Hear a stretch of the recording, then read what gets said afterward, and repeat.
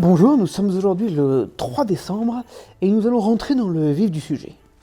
Et dans la première mission que vous aurez en tant que super-héros, c'est trouver un nom. Le nom est très important pour un super-héros. C'est comme ça qu'on va l'appeler. C'est comme ça qu'il va se présenter. Et c'est comme ça qu'on va parler de lui, aussi bien ses ennemis que ses alliés, ses fans. Donc le nom est quelque chose qu'il faut choisir avec attention. Prenez le temps de réfléchir à un nom percutant. Voilà.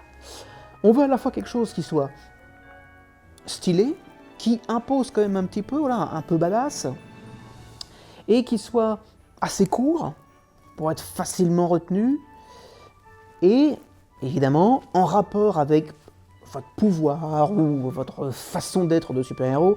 Je pense que la cohérence est très importante, et avec la cohérence, on gagne en crédibilité aussi. Ça, c'est très important, j'insiste dessus. Et il y a aussi un gros paramètre important qui est le choix de la langue. Bon, aujourd'hui, en tant que super-héros français, je suis bien placé pour vous en parler. Ne prenez pas de nom français. Ça ne percute pas, ça marche pas. Voilà, la langue française est bien pour beaucoup de choses, mais pas pour le côté badass. Voilà, je vous le dis tout de suite. Partez sur l'anglais, c'est worldwide, que ce soit Batman, voilà, l'homme chauve-souris, ça marche pas. Ça ne marche pas. L'homme araignée, c'est pareil.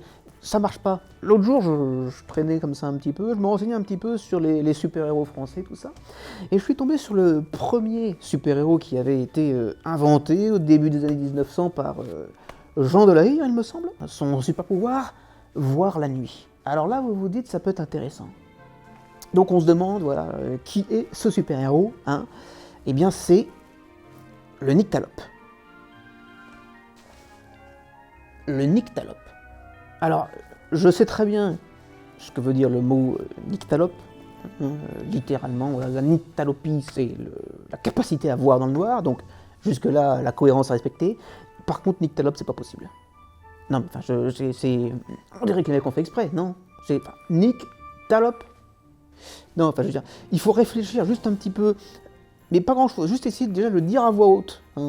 Prenez votre nom, dites-le à voix haute, et essayez de voir si ça rime avec des trucs, je sais pas.